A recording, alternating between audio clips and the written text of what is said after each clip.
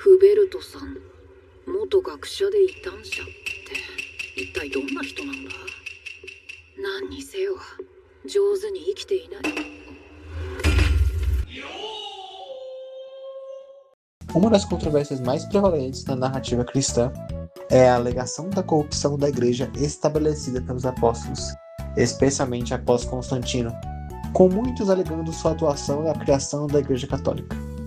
Para melhor compreender se esse é o caso, compilei alguns dos momentos mais marcantes da Igreja em relação à distinção de figuras históricas populares e desmistificando pontos do passado que muitos ainda propagam como verdade.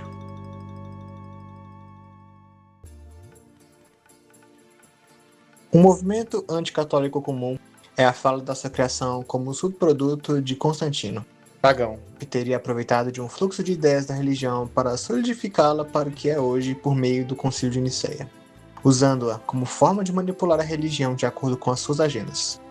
Essa narrativa, porém, é ilógica. Primeiro, sua atuação foi principalmente na permissibilidade da fé e instituição cristã, perseguida por séculos, principalmente com o Edito de Milão, não havendo relatos históricos da criação de qualquer organização formal por suas mãos. Segundo, sua conversão foi verdadeira, não política. Após um sonho em que previa sua vitória após uma visão da cruz como símbolo que o faria vencer. Sua atitude de conversão não o beneficiou de nenhuma forma posteriormente, como se usando da religião como uma arma de controle de massa, uma vez que a quantidade de cristãos na época de sua conversão beirava os 10%, não fazendo sentido tal conversão, senão genuína. O Concílio de Nicéia, sob sua chamada, diferente da visão popular, viu principalmente com o propósito da união da Igreja. Devido à ascensão do arianismo, crença em Cristo não como Deus, como nenhuma evidência de época que indique qualquer outro propósito de Constantino no concílio, apenas reforçando a decisão já feita pelos bispos após o parecer final. O teólogo protestante Peter Leert afirma em defendendo Constantino: ele não era capaz de simplesmente impor sua vontade aos bispos, mesmo se quisesse. E há sinais claros de que ele não queria fazê-lo. Os bispos também tinham vontade própria. Foi um gesto, mas Constantino sabia que seria um gesto significativo. Constantino recusou-se a ocupar o lugar no concílio até ser convidado. É observável o mito da mão de ferro de Constantino ao, quando mais uma vez levantado outro concílio pela mesma heresia e a recusa de Atanásio, maior doutor da igreja da época, a favor da divindade de Cristo, quanto à sua participação, fez Constantino recuar ao mesmo. Constantino também não criou a Trindade, já comentada por Tertuliano em 208.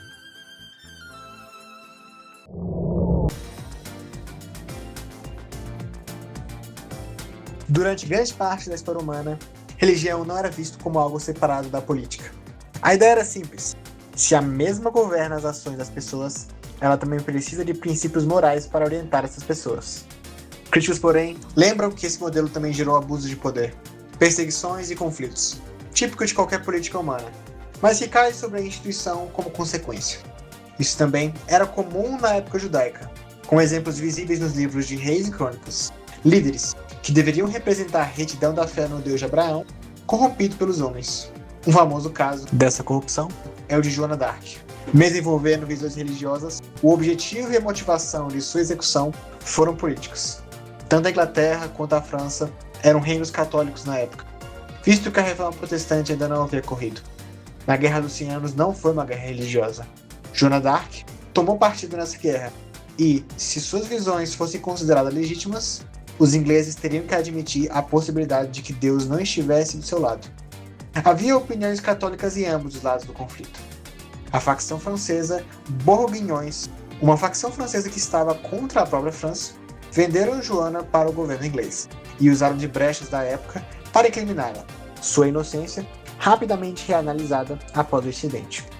Se perguntado a um francês católico de época, repudiaria a atitude inglesa, porque foi mais que qualquer coisa um ato governamental sob fachada espiritual.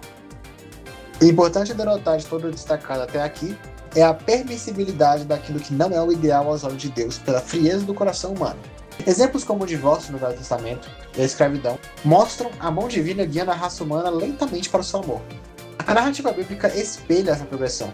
O Velho Testamento servindo para mostrar que existe uma lei divina, e o Novo para demonstrar que não somos salvos por ela, mas necessitando graça. Assim, também essa união que permitiu incriminar a Igreja, que que já sofria desses males antes de Cristo, deu espaço a essa conversação desonesta. Se qualquer coisa, o Estado laico é uma conquista católica. Permitiu tal separação. Uma vez que países islâmicos, por exemplo, ainda são intrinsecamente ligados por doutrina a tal forma governamental.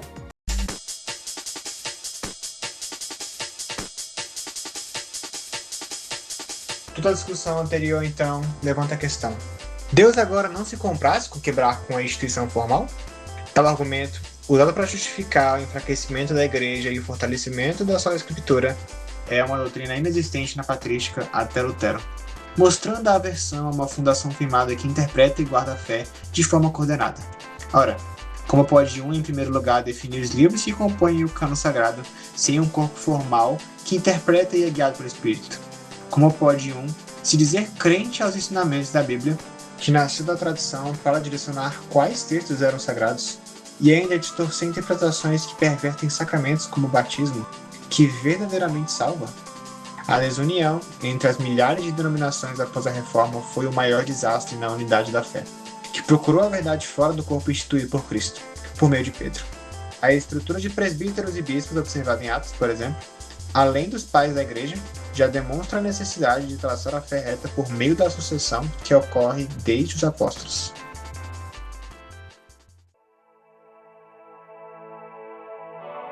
Livros na Idade Média eram extremamente caros, especialmente pelo uso raro de papel, sendo mais preferível o uso de pergaminhos, todo escrito à mão.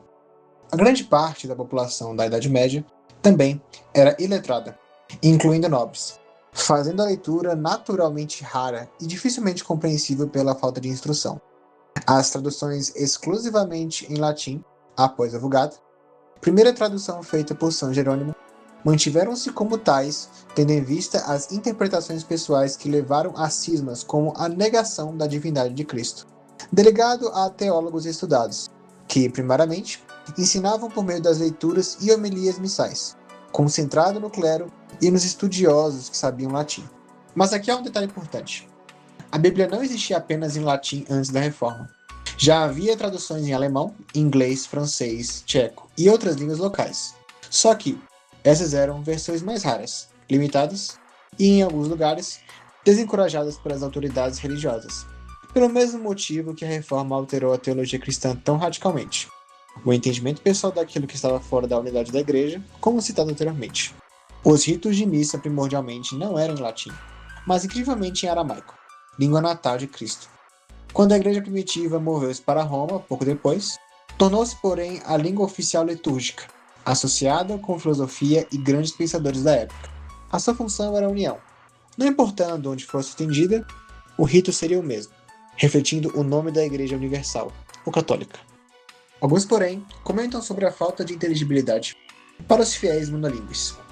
A missa em latim, porém, fazia sentido antigamente porque o latim ainda tinha mais presença na cultura e na religião. Mesmo que o povo simples nem sempre entendesse tudo, a missa em latim seguia uma fórmula relativamente fixa e familiar aos fiéis. Embora muitos não compreendessem literalmente todas as palavras, parte do sentido era aprendida pela repetição, pelos sermões em língua local e explicações religiosas pós-missa por membros do clero.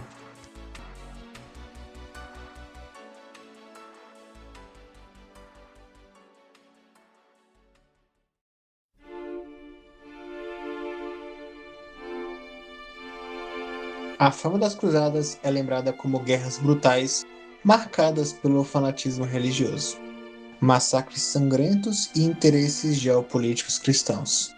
Mas a realidade não poderia destoar mais. Com a crescente do islamismo, religião baseada na dominação pela espada, a invasão a Jerusalém, norte da África e regiões da Espanha se tornava um real derramamento de sangue inocente e destruição de templos cristãos. Terra que antes da invasão armada era principalmente cristã. Mesmo sendo uma religião que prega a paz, precisou, como último recurso, lutar para defender-se, não como recurso expansionista. Enquanto as forças muçulmanas combatiam guerras e escravizavam mulheres e crianças, tendo conquistado toda a Ibéria, Anatólia e pressionavam a França e a Itália. Toda a conversação sobre o movimento como dominação se estende no contexto de expedições do outro lado do mundo em terras não familiares já conquistadas pelos mesmos muçulmanos. Jesus Cristo pregou a paz, mas também a nunca tolerar o mal.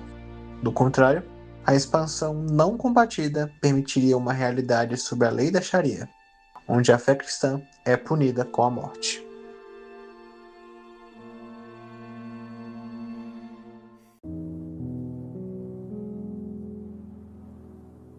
Pode parecer irônico o que vou dizer, mas a Inquisição salvou vidas de serem queimadas na estaca. Deixe-me explicar. Diferente do ensinado por muitos erroneamente, a penalidade pela discordância teológica com a Igreja medieval era não mais que a excomunhão. Na maioria dos casos, quando um herético era trago aos grandes lotes locais, tendo pouco saber ao lidar com situações teológicas, muitas vezes simplesmente relatava a punição por fogueira por sua própria segurança posicional. No 12º século, porém, esse movimento perturbou a Igreja, criando as Inquisições, da palavra inquisitio em latim, justamente pois muitos dos heréticos apresentados nas cortes não tinham a intenção de serem tais. Usualmente falastrões que inferiam mais do que sabiam, e quando interrogados e apresentados com a fé ortodoxa por meio das escrituras, por exemplo, viam simplesmente que estavam enganados e retomavam a fala, sendo liberados sem rodeio, antes de qualquer julgamento formal. Essa aproximação resume mais de 90% dos casos apresentados nas inquisições de época.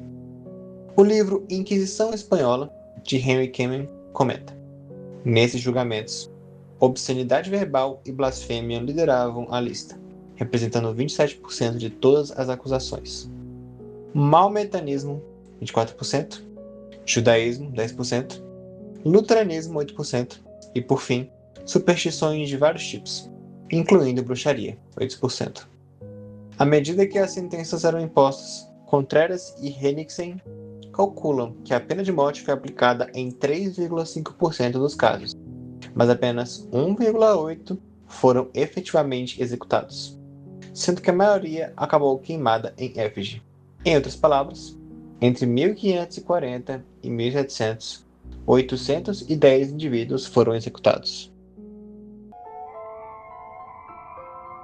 A Igreja Católica realmente participou de episódios específicos de censura e destruição de livros, principalmente contra obras consideradas heréticas, judaicas ou perigosas para a doutrina, como textos dos cátaros, com doutrinas similares aos gnósticos de que o mundo material é mau, defensores do suicídio como uma forma de libertação da alma, e cópias do Talmud, livro judaico que diz que Maria era uma prostituta e Jesus está no inferno nadando no próprio excremento. Mas a ideia de que a igreja medieval destruiu o conhecimento é exagerada.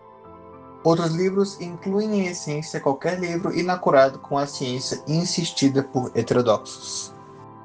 Na prática, montes, mosteiros e universidades católicas foram os principais responsáveis por copiar e preservar grande parte da literatura da antiguidade, incluindo obras de Aristóteles, Cícero e Virgílio, estando mais uma vez preocupado com o acesso de desinformados à informação que poderia levar a doutrinas loucas.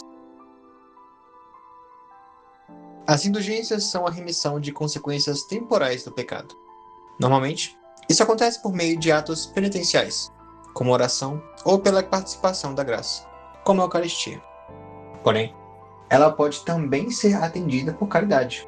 Visto que o ajudar a igreja também é considerado como tal, muitos aceitaram colaborar por meio do apoio financeiro à construção e reforma da igreja, como a construção de São Pedro. A narrativa, no entanto, é pintada como ato corrupto humano, mal interpretada quando vista sob a visão reformista, como se vendendo a graça de Deus. Se qualquer coisa, Lutero, ironicamente, em suas 95 teses, defende tal prática, ao contrário de apontado por muitos.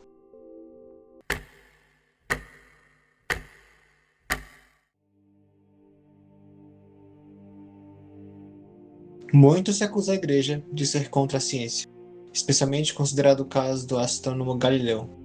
A oposição à sua posição, porém, era ironicamente científica, não apenas religiosa, que na verdade definiu o modelo de heliocentrismo foi Copérnico, que era um católico devoto, com muitas visões até antes de Copérnico que mostram que a ideia não era uma nova, e já era relativamente conhecida por mentes da época. Galileu só defendeu uma ideia já existente. Teólogos como Tomás de Aquino, inclusive, já afirmavam que a Terra é um globo em sua suma teológica. O problema era que o modelo de Copérnico não batia com os cálculos, pois não levava em conta o movimento elipse da rotação da Terra, sendo oval e não circular.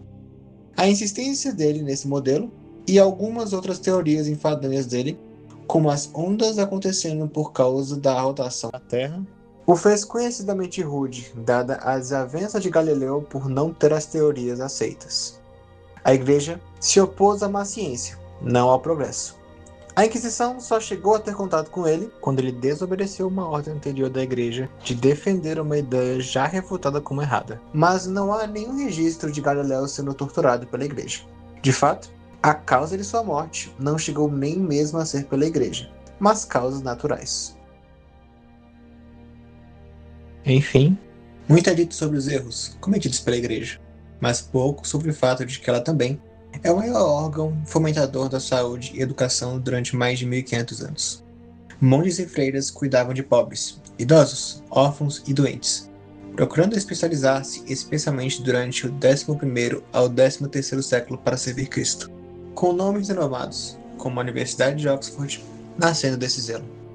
O Hôtel Dieu, de Paris, em 651, considerado por muitos historiadores como o primeiro hospital público do mundo, foi fundado com base no conceito cristão de caridade, servindo de modelo para o estabelecimento de casas de saúde em diversas cidades europeias.